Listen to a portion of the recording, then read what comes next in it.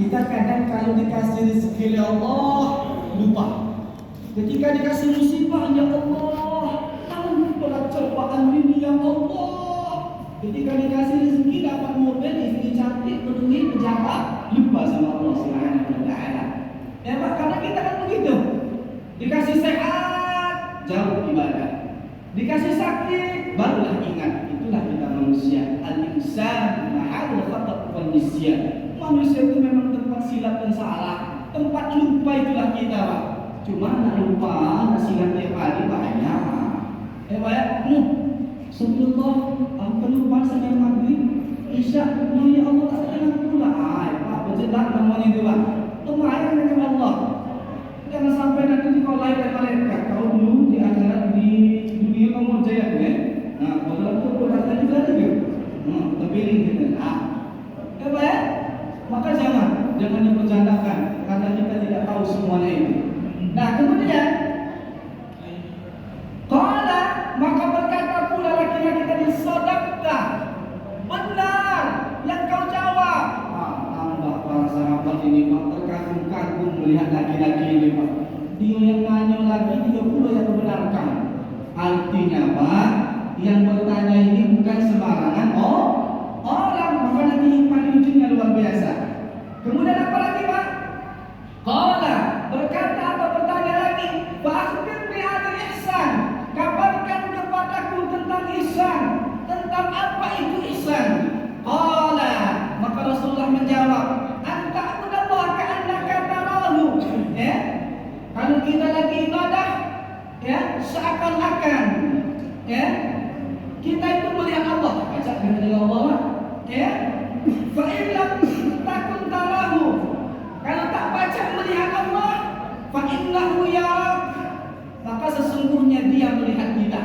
Makanya Pak, dalam ibadah kalau kita menggunakan ihsan, maka yakin salat kita akan berbeda Pak. Saya pernah semalam santri di pesantren, Allahu Akbar, Masya Allah salatnya Pak. Ketika disujud sembahyang subuh, itu yang kocaknya Pak. Ya, Assalamualaikum warahmatullahi. Kalau kita imam, Assalamualaikum warahmatullahi. Saya masih sujud. Jadi itu ternyata Pak. Nah, saya tanya kenapa? Ustaz, engkau tahajud tadi Ustaz. Karena di pesantren setiap sedang pada tahajud Pak. Dia ngantuk, saya bilang pulang lagi sholat ya. Dia tak maaf, jangan sama saya, maaf sama Allah, sama saya. Aku bilang, ente ibadah kepada Allah, bukan kita. Ya Ustaz, salah dia Pak. Nah, artinya apa Pak? Luar biasa. Coba kalau kita sholat, ya, makanya kan dalam satu riwayat hadis dalam kitab Ulumul Hadis, ya, di antara cara kita mau mengetahui dan supaya kita terhindar daripada kelompok yang munafik adalah kita melaksanakan sholat 2 rakaat, tempat tersebut dalam keadaan sunyi, tak ada orang yang melihat, hanyalah Allah dan para malaikat. Maka insya Allah kita akan terhindar daripada penyakit tersebut, yakni penyakit munafik. Ya, sholat yang paling berat negara munafik apa? Isya dengan subuh. Isya tepat berat Pak, jangan dikira mudah. Sudah makan, nonton TV, main HP, azan. Aisyahnya masih panjang isyanya. Di sini bilang kakak belikan diri dulu Kak. Habis gas, beli gas dulu. Pas di pasar di padat karya ngobrol dulu dengan tukang gas. Kawan newek besti. Aman, alhamdulillah. Kaget dulu balik, kita ngopi dulu jam 11. Datang ke rumah, kata istri, kenapa kamu ini Kak ribut? Jam 1 baru selesai ribut. Dah capek, belum makan dulu kekenyangan, akhirnya ketiduran. Sholat isya tak dilaksanakan. Makanya enaknya Pak, al-harakah barokah, ya. Perkumpulan, pergerakan seperti ini menimbulkan keberkahan Pak. Kenapa? Ziyadatul khair, bertambahnya kebaikan. Kalau dewean ngaji, males Pak. Betul Pak? Tapi kalau ngajinya banyak, yakinlah akan timbul ghirah, semangat bagi kita semuanya. Mau diterangkan Ustaz ngomong apa, Ustaz bingung, tak ngerti aku satu-satu.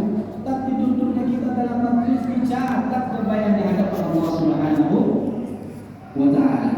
Kemudian Ya.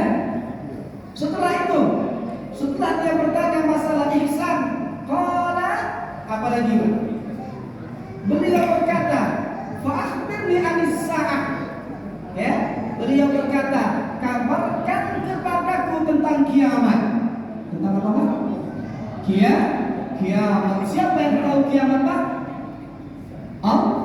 Allah Subhanahu wa ta'ala. Ustaz tahu kapan kiamat? Tak tahu, Pak. Cuma riwayat mengatakan hari Jumat. Boleh lewat Ustaz, hari Jumat. Lain Pak ya. Kita tak tahu kapan itu kiamat. Apa jawab Nabi Muhammad sallallahu alaihi wasallam? Qal, "Mal mas'ulu anha bi'a'la minas sa'il." Ya, yang bertanya atau yang ditanya tidaklah lebih tahu daripada yang bertanya. Ini hebatnya Rasulullah sallallahu alaihi wasallam. Kalau dia tidak tahu, tak dijawab oleh Rasulullah sallallahu alaihi wasallam. Kita ini tak tahu, ijak tahu. Itulah Pak. Di mana jalan ke Pelandinan situ?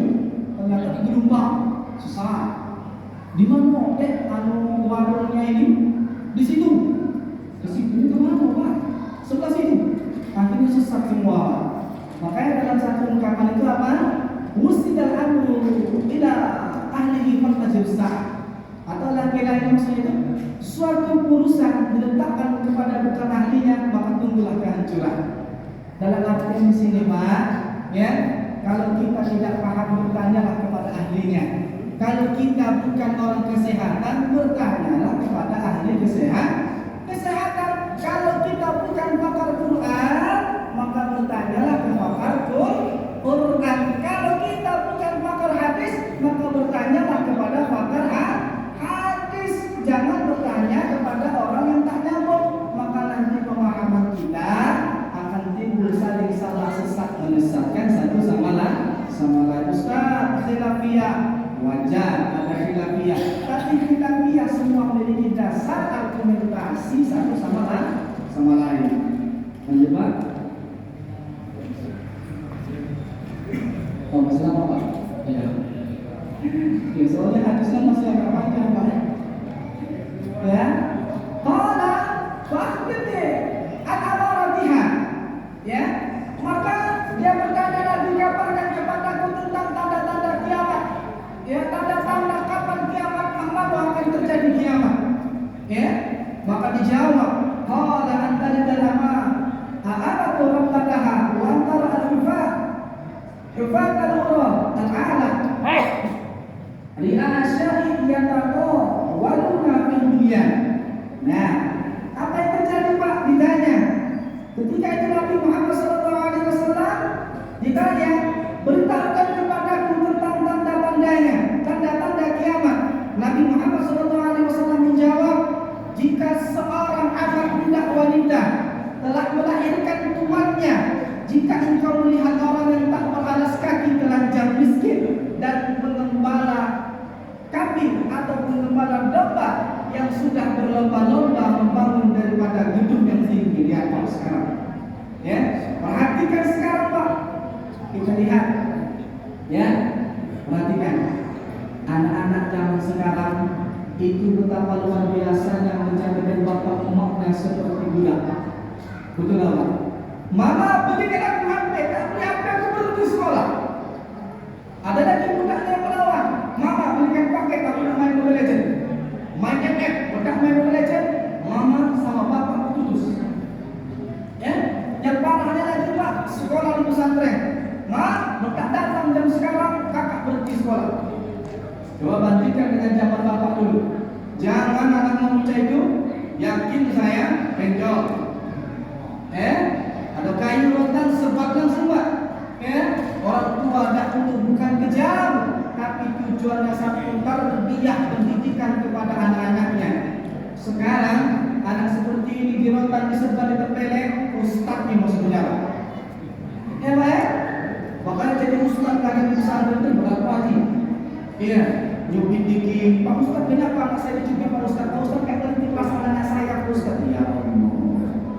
Ya Bu, kami yang salah. Selesai kalau bisa. Coba kalau kami jawab, panjang urusan Pak. Maka benar dalam satu ungkapan, didiklah anakmu sesuai dengan zaman. Kalau tak salah ungkapan saya dengan Ali bin Abi Thalib, jangan samakan zaman bapak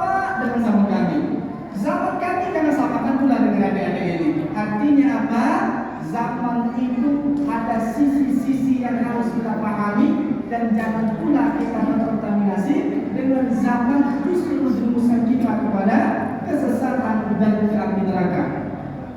Nah, selanjutnya setelah itu thumma ittaraqa walladhi tumalian thumma qala, ya, orang tadi pergi, ya, kemudian Nabi Muhammad berkata, ya Umar, apa terima Israel? Umar, kau tahu tidak siapa yang nanya tadi?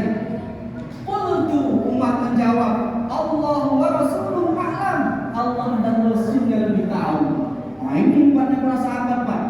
Dia tak tahu, tak tahu. Kalau kita tidak tahu dulu, saya buka kitab dulu, lawan, ya. Sahabat Nabi, saya tak tahu. Mungkin boleh jadi para sahabat boleh meneluka kayaknya ini malaikat. Malaikat siapa, Pak? Malaikat Jibril alaihi salam. Qala fa innahu Jibril. Nabi menjawab, beliau tadi adalah malaikat Jibril alaihi salam. Atakum yu'allimukum dinakum. Beliau datang untuk mengajari kalian tentang agama kalian. Nah, ini Pak. Maka di sini Pak pemahamannya jangan lupa, jangan melihat siapa yang berbicara. Kalau di situ ada sisi baiknya, ada nilai kebenarannya, ambil Pak. Ya, makanya ungkapan kalau kita di pesantren, unsur maqal wala tanzur manqal. Lihat siapa, apa yang diomongkan, jangan lihat siapa yang ngomong. Anak kecil ngomong Pak, boleh jadi benar. Nek, tadi ada om masuk rumah, percaya sama kamu, kapan dilihat emas 10? 10 dia.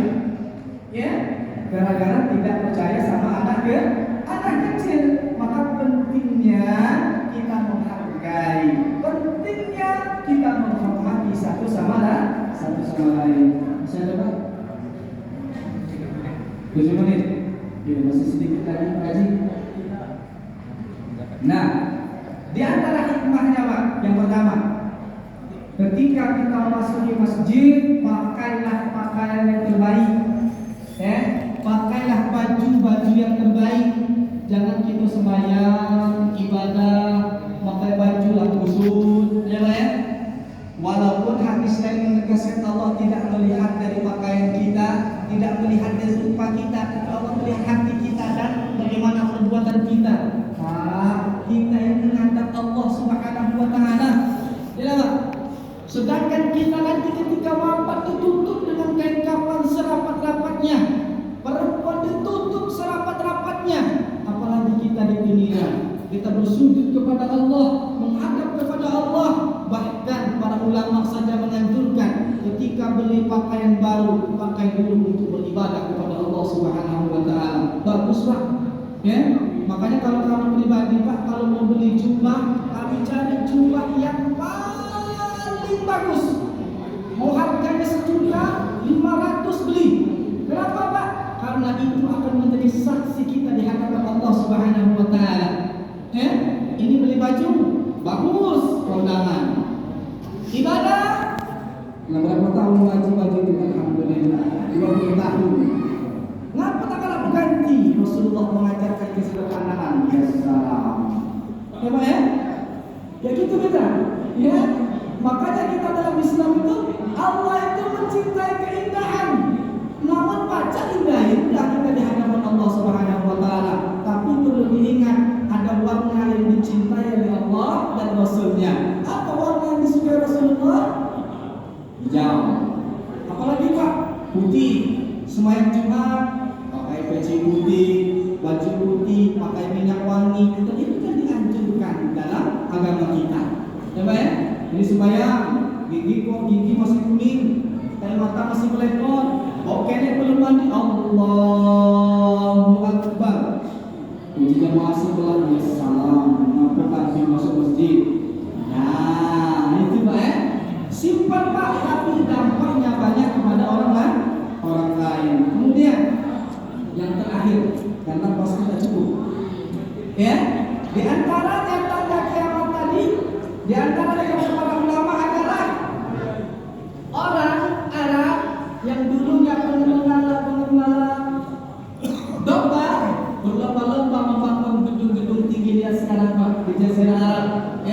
gedung-gedung tinggi. Berlomba-lomba Pak. Bapak yang pernah ke mana? Qatar, Dubai, tinggi Pak. Ada gedung tinggi paling tinggi itu Pak ya? Gedung apa itu Pak? Apa nama gedungnya Pak? Bukan itulah Pak ya? Gedung itu Pak. Lihat Pak. Dan jangan kaget juga Pak. Yang kita khawatirkan adalah masjid besar, tapi jamaahnya tidak ada. Sekarang orang berlomba-lomba bangun masjid, pokoknya masjid kami paling besar, paling bagus. Yang azan nenek itulah, yang komat nenek itulah, yang imam nenek itulah. Sedangkan kita diperintahkan, dianjurkan itu apa? Memakmurkan masjid. Masjid besar gak ada jamaah, rugi Pak. Apalagi kita ada azan, berdosa sekampung itu Pak. Alhamdulillah inilah yang dapat kami sampaikan. Mohon maaf kalau suara terlalu kencang, maklum. Kalau ada silap dan salah itu dari kami. Benar datangnya dari Allah Subhanahu wa taala, dan mohon maaf juga bila ada tersinggung, mohon dimaafkan. Karena benar dan silap boleh jadi datangnya dari kami, dan silap dari kami benar datangnya dari Allah Subhanahu wa taala.